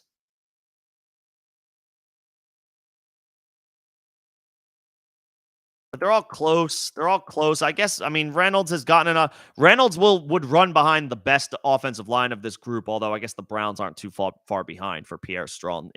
For Pierre Strong's case, Pierre Strong I guess is closer to an opportunity because Nick Chubb is gone. Meanwhile, obviously the Lions still have David Montgomery and Jahmyr Gibbs, and David Montgomery is looking like a top 5 running back in football right now. That might not last, but at least right now he does. Reynolds has gotten a couple of opportunities. Ford is closer to a larger role right now than Reynolds is. I feel like we've seen a little bit more from Reynolds. So it just matters like, do you care about the fact that he's been involved this year? Or would you prefer the guy who is, while he probably wouldn't be in anything more than like some gross committee, who is closer to a job if anything happened to Jerome Ford? Pierre Strong is closer to that opportunity than Craig Reynolds is in Detroit. Let's see. Judy, Rice, or Palmer. You'd have to grab Palmer. You don't have him on your roster right now. Keep Tajay Spears. Don't drop. Yeah, don't drop Tajay Spears. I'm telling everybody anybody I can, wherever I can, hold Tajay Spears. Hold Tajay Spears. And if you're in a keeper league, I swear to God, if you're in a keeper league and Tajay Spears is still on waivers, go get him. Go pick him up now. Derrick Henry's contract expires this year. He will not be back as a 30-year-old running back. What I imagine he wants to get paid. The Titans will not bring him back. If you're in a keeper league and Tajay Spears is still on waivers, go and grab him. There's a non-zero chance Spears is the guy for the Titans next year. Sorry, I got off track. Judy, Rice, or Palmer tonight. Or Judy or Rice, essentially, or drop. It would have to be Rice. Drop Rice for Palmer. I would probably just play Judy. If you don't want to drop Rashee Rice, that's fine. I understand that. I would just play Judy. One, he's cleared 50 yards receiving the past 3 weeks. And two, if the rumors are true that the Broncos want to trade him, doesn't it make sense for them to want to showcase him to up his value and throw him the ball as much as they possibly can?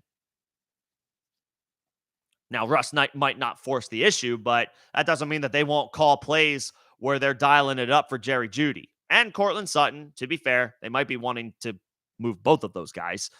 But I would play Jeudy. Of these options, I would play Jeudy. So no need to add Palmer.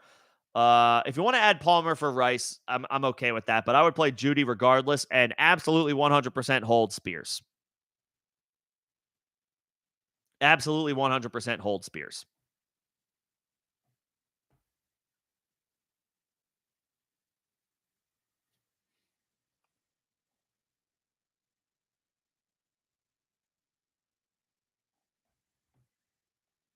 Is Ford hurt? Did I miss that? I apologize if I missed anything that should have been obvious at this point. I was out and about all last week. He's got a knee issue, but limited in practice. They downplayed it. Okay, Pierre Strong. Even Ford plays this week. I mean, the fact that he's got some type of thing he's dealing with, Callie, then yeah, Pierre Strong is the stash here. Yep, that makes it clear for me. Pierre Strong is the stash of those three guys. What's going on, Crumbly Heads? Yeah, full go with Eckler. 100% full go with Eckler. You ideally start all three of those running backs, but you're 100% firing up Eckler. Eckler's one of those guys where even after an absence, if he's healthy and in the lineup, he's in your lineup. He's in your starting lineup. No question. As far as Sutton or Hollywood, Sutton obviously plays tonight against the Chiefs. Marquise Brown gets the Rams on the road. Is Hollywood on the injury report?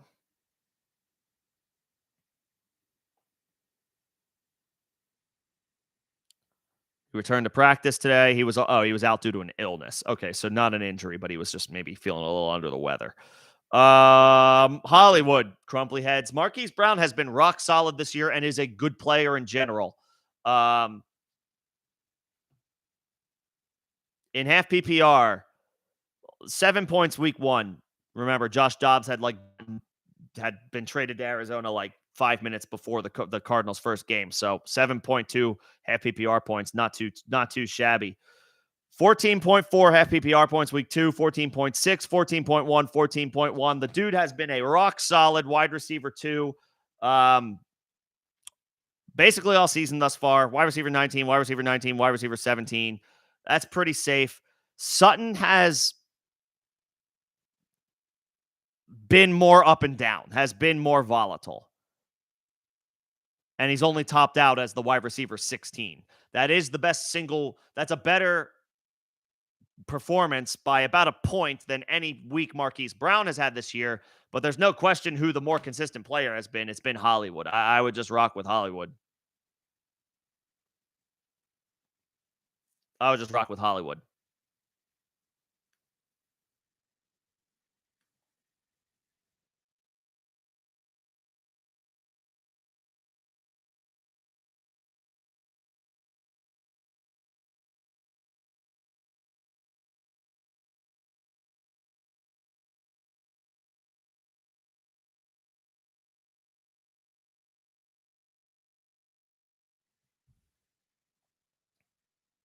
Yeah, I'll take Hollywood.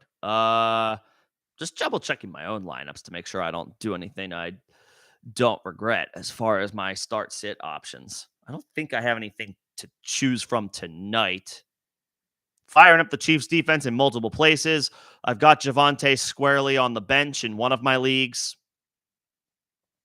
I do not want to play Javonte Williams tonight. I will let things play. I will see how things play out before I fire Javonte Williams back up into my starting lineup.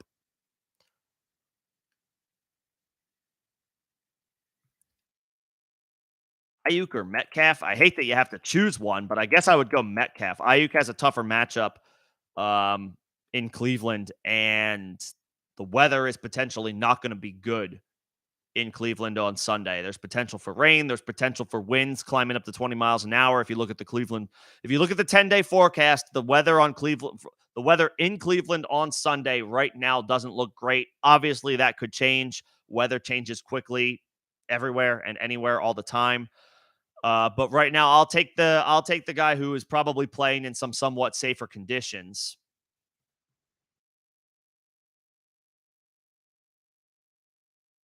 There's no rain in the forecast in Cincinnati. That's where the Seahawks will be playing. I'll take Metcalf. I'll take Metcalf. Less of a concern. It looks like there is some potential, rain in the forecast, but 20% compared to 40%. I'll take Metcalf over Ayuk, even though I wish I could start both of those guys.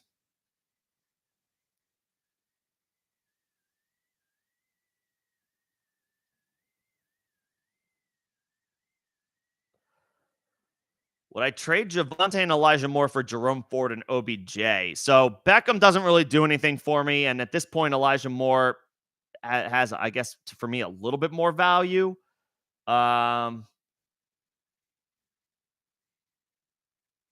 Ford, I would rather have, despite the injury. He picked up a knee injury, but apparently he's downplaying it as not that serious. So I still prefer Ford to Javante. I would rather have Elijah Moore than OBJ. I guess I would say that trade is decently fair because I would rather have Ford than Javante, even though he's currently dealing with what sounds like a knee ailment, but nothing that's gonna hold him out from playing, at least for now. So I'll take the Ford side, even though Beckham does very little for me.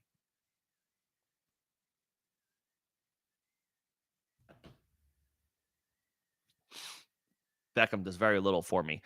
Butker or Brandon Aubrey? I would take Aubrey as my kicker this week. He's, that's going to be one of the higher expected point totals of all of week 6, the Monday night game between Dallas and the Chargers. Expect a lot of points to be scored. The Chargers defense hasn't been very good. I would expect the Cowboys offense, even though they've been pretty up and down, they should be better this game. Nothing scary about this matchup. And teams tend to settle for points more frequently and more often on the road than they do at home. I think Aubrey's got a chance to kick several field goals in this game. I would take Aubrey over Butker. I do like kickers on Thursday nights. I do expect more field goals to be kicked on Thursday nights. So you could follow that strategy, but If I had to hitch my wagon, if I had to hitch my wagon to one, I would probably lean Aubrey because of you know, the situation he's in on the road, higher point total, probably expected. Um, Aubrey would be a bit more of like an upside kicker play for me, whereas Butker is a little bit more of like a floor kicker play for me. Like Butker's not a bad play; he should be fine. I would probably personally lean Aubrey. Personally, I am starting Aubrey in like 2 or 3 leagues, so if that helps. No idea if Saquon plays. Crumply heads. Have we? He's been logging limited practices. He's been logging limited practices, but he's also not been playing. He's a must start, obviously, if he's active, but we just don't know if he's going to be active.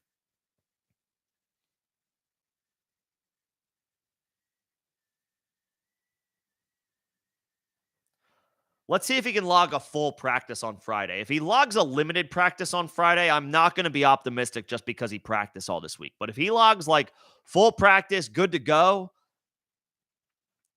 then I'd be like, okay, fire him up.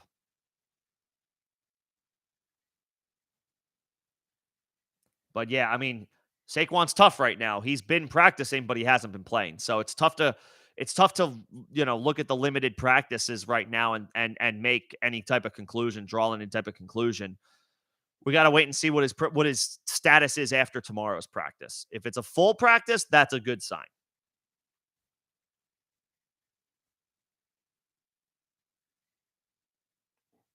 And Roshan is probably out.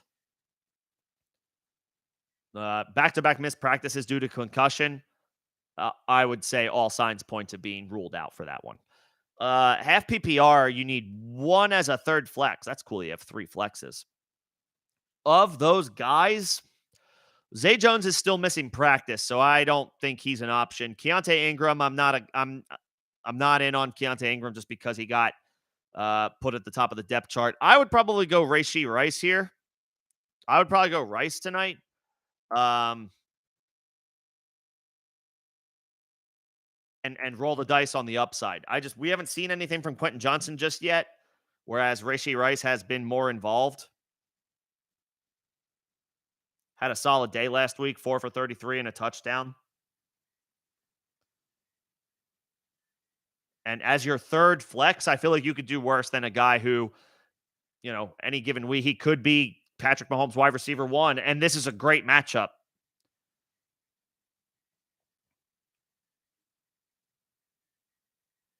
It's a great matchup. I would probably say just fire up Rashee Rice.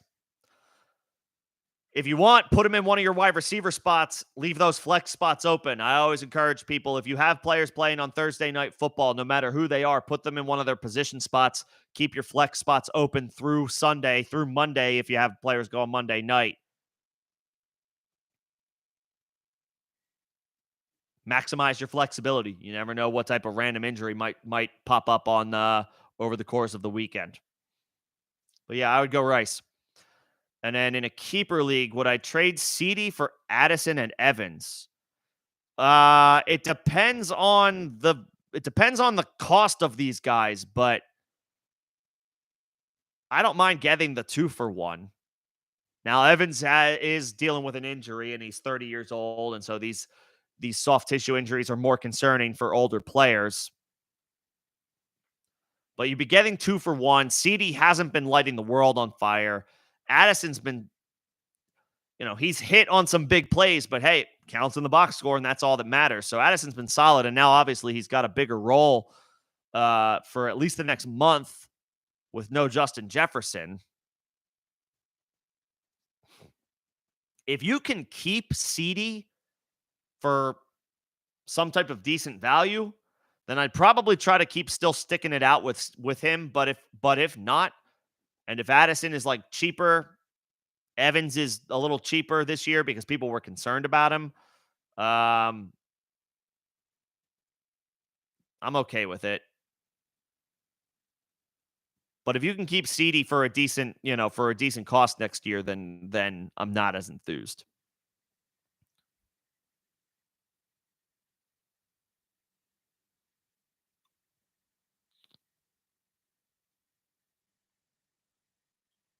Who's Hill? Is Hill the starter? I'm not sure who you mean. Would I trade Nico Collins and Demercado for Dubs and Ford? Yeah,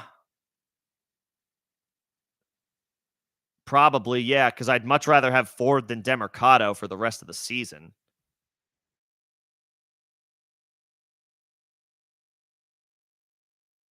Demercado, Demercado's a short term boost, but like I think we're operating under the assumption that James Conner is going to come back at some point.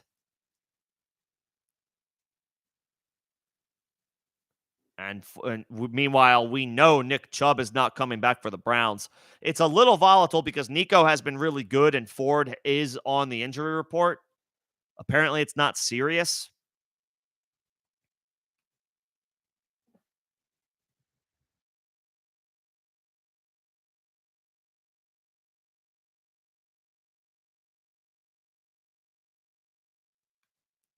And I would rather have Nico than Dubs by a fair amount, but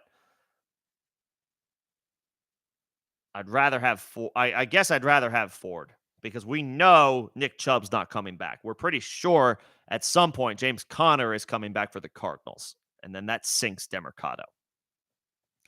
Oh, Justice Hill. Okay, my bad. I guess Justice Hill's the starter, but this is probably going to be a hot hand backfield all season long. Like Gus is going to get his opportunities. Um, Hill will have his weeks too. Hill will have his weeks. But like, does that guy Keaton Mitchell get involved? I don't think Melvin Gordon has much of anything left. Um, Gus will have some decent weeks here and there. But Hill's the starter by default. I think it's going to alternate, to be honest. It's going to alternate. And do you start Javonte Event just really quickly? I would not. If you can pivot off of Javonte Williams tonight, I would. I don't like his situation. Tough matchup on the road. Jaleel McLaughlin's going to be involved. Samaje Perine going to be involved. Javonte hasn't looked like Javonte yet this year. I would not play Javonte tonight unless I have absolutely no other option. Okay, let's see. Josh's question. Trade Carr, Jonnu, and Kirk for Amon-Ra. I mean, in theory, yeah. 20-man PPR, hell yeah. I can't imagine they're going to accept Downs instead of Christian Kirk. You're going to have to give up Amon-Ra. But if you've got a decent tight end, obviously in 20-man leagues, depth on the waiver wire is thin, right? So I don't know who your quarterbacks are or who your quarterback is. So it can be a little. These are scenarios and leagues where it's like, okay, I want to hang on to depth a little bit more because the waiver wire is going to be drier in these deeper, larger leagues. But I mean, you're getting a really good player for the rest of this. You're getting like a top 15 option rest of season in Amon-Ra. And while Christian Kirk looks really good, I don't know that we can declare him a top 15 option.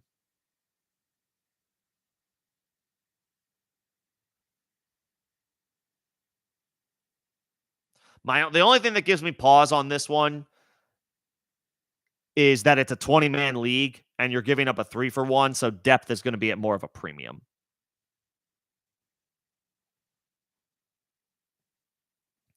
Got the start question about Javonte this week. I'm looking to sit him if I can.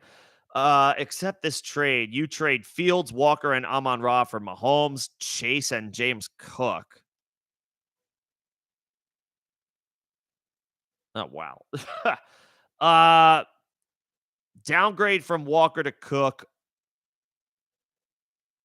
I think the downgrade from Walker to Cook is larger than the downgrade the upgrade. Excuse me. Downgrading from Walker to Cook is larger than the upgrade from Amon-Ra to Chase.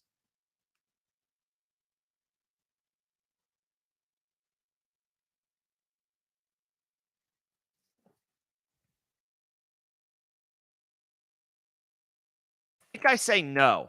I know Josh said yes down below, and I always encourage the discourse if anybody has thoughts on anything. But I think I would say no. Jamar Chase is a top 3 option for fantasy any given week. Amon-Ra is a top 12 to 15 option any given week. I'm talking about like running backs and wide receivers. Walker is top 20, and James Cook is probably closer to like top 40. For me, the gap from Jamar Chase to Amon-Ra is smaller than the gap from Kenneth Walker to James Cook. I say no. I say no.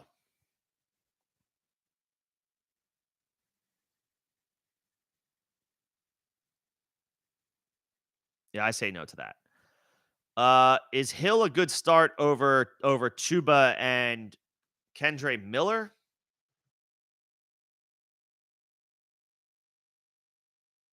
Close. Hill's in London. Tough matchup against the Titans. I would keep an eye out. Is Miles Sanders practicing? Is Miles Sanders even practicing? Ah, man. Crumbly heads. Just I would Chuba Hubbard. I mean, it sounds like Miles Sanders isn't going to play.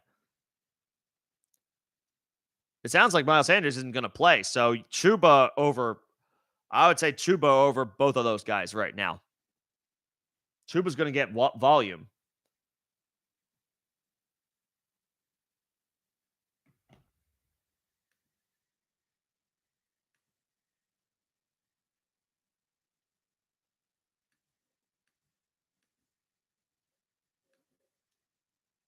Yeah, Chuba.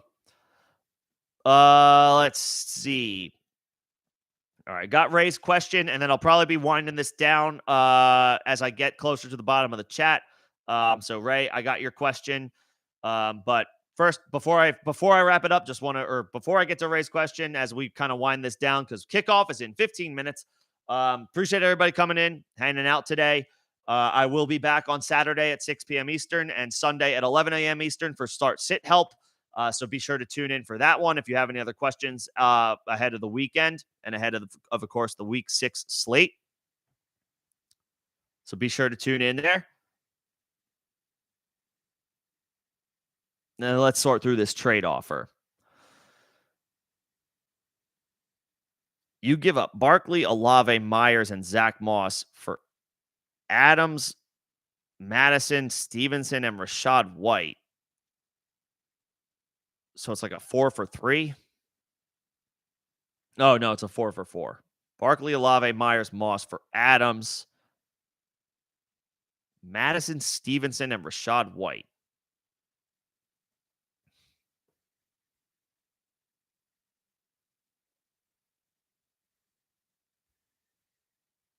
Well, first of all, if you're worried about Barkley, then I always tell you people to trust your gut, right? It's fair to be concerned about Saquon because he's picked up the injury. The Giants stink. You know that there's probably like they might not be on the best of terms right now. Like Barkley and the team, like Barkley's wanting a long-term deal. He fought for a long-term deal and more money. The Giants didn't give it to him because of the current landscape of the running back market. And now look what's happened. It's a worst case scenario from the perspective of the Giants, and it's the best case. I don't want to say that Saquon is like happy that the team is losing games because he's a competitor. He wants to win, but the whole situation from his perspective is probably that his point is getting proven about his value to the offense and why he deserves more money. Is it inconceivable that if the Giants season is in the toilet and they're not going to beat the Bills on Sunday Night Football, they're just not, even if Daniel Jones plays, the Bills are not losing that game. They're 1-5. Like Saquon could start saying like, "Ah, man, my ankle hurts. Like I better rest it. My hamstring's still bothering me." Like, who's to say that if the Giants are dead playing for nothing and Saquon is fighting for more money at the end of this season, a second contract in the NFL, who's to say he doesn't just like kind of punt this season and keep himself healthy for next year? I'm not trying to suggest anything. I don't know Saquon. I'm not in his corner or I'm not in his inner circle. I don't know what his thought process is. I don't know how, of course he wants to get back out there and play while the Giants are still mathematically alive for the playoffs, but let's call a spade a spade. They're 1-4. They're about to be 1-5. Their season is probably in the toilet. It's not inconceivable that Saquon says screw it in 2023 and tries to retain his health for a new contract in 2024. If your gut is telling you I am worried about Saquon Barkley, then yeah, move him. I have no problem with that. I have no problem with that. Now losing Olave hurts. Losing Myers hurts because Myers has been really good with Jimmy G this year. Getting Devontae Adams, who is still a top 10 option. I'm not worried about his quiet game on Monday Night Football. Getting Devontae Adams and still getting 3 running backs back in the deal, like getting good running back depth in the deal. Now, Stevenson, we're not feeling as great about Ramondre Stevenson. The Patriots aren't very good on offense. Rashad White hasn't been great. Madison hasn't been great.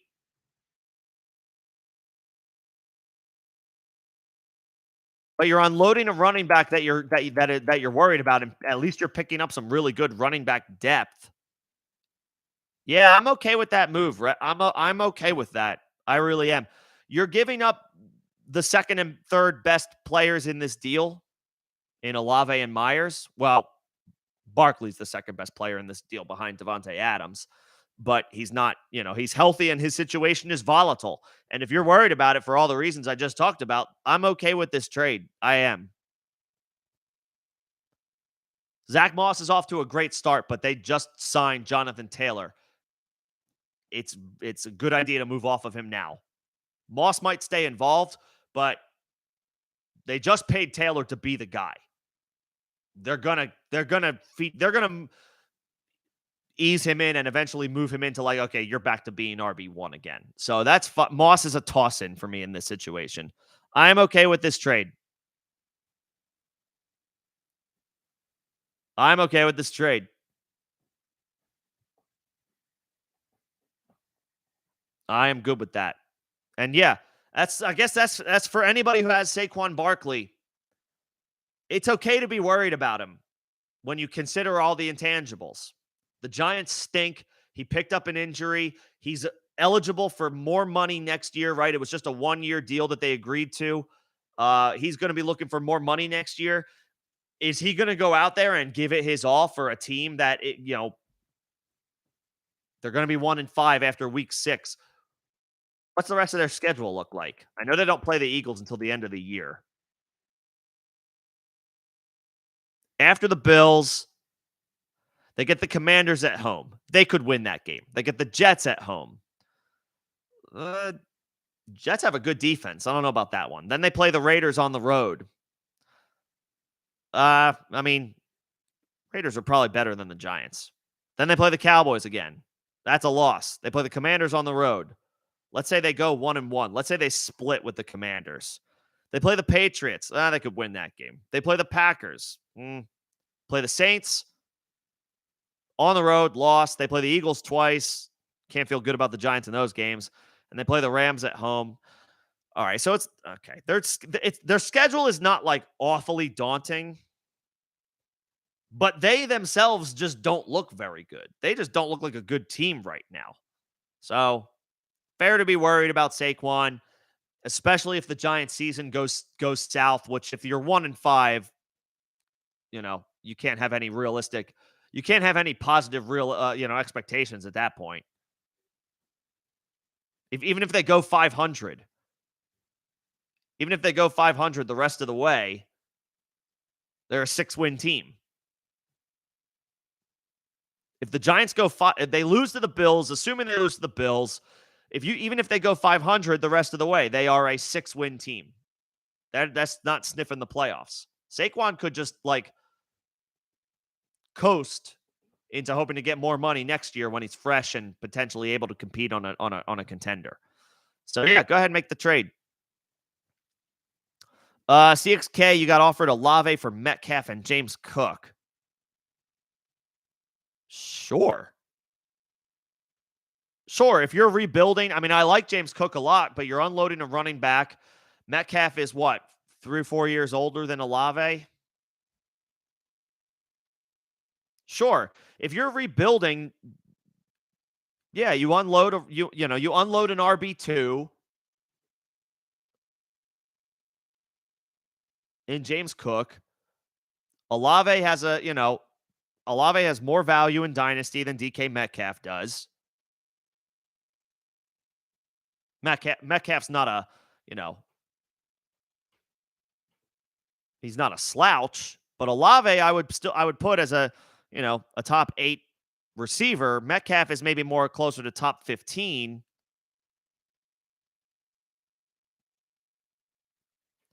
James Cook, I mean, where's James Cook in dynasty rankings? He's probably around top 15 as well.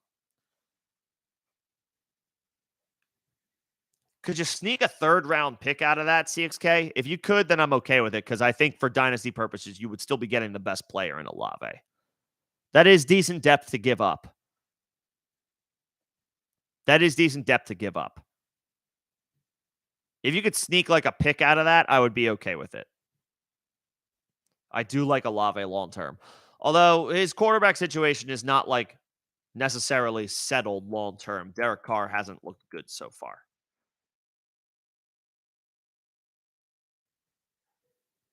But from a pure, you know, which talent would I most prefer to have? It would be Olave.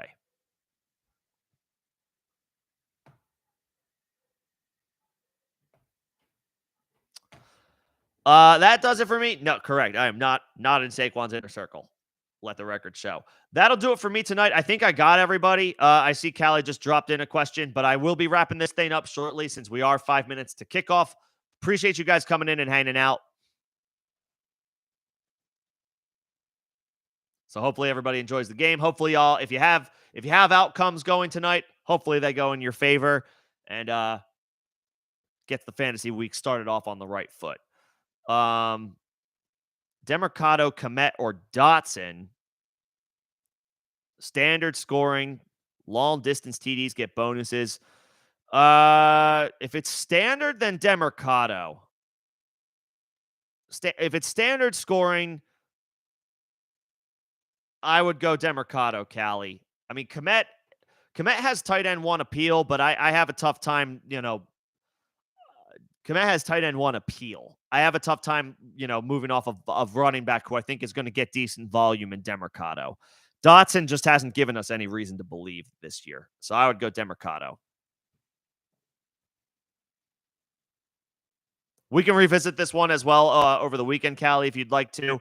Komet does have some intriguing tight end 1 upside, but that could absolutely just mean that he's the tight end 16 this week with like 3.5 points because there's no, PPR scoring. So I'd probably say Demercado since it's standard. Give me the running back. Dotson, I can't put Dotson on the radar right now, especially in a bad matchup. But yep, that'll do it for me. Appreciate you guys coming in, talking shop, hanging out. Everybody enjoy the game. Start, sit, help Saturday, 6 p.m. Eastern. I will see you guys then. Thanks, everybody.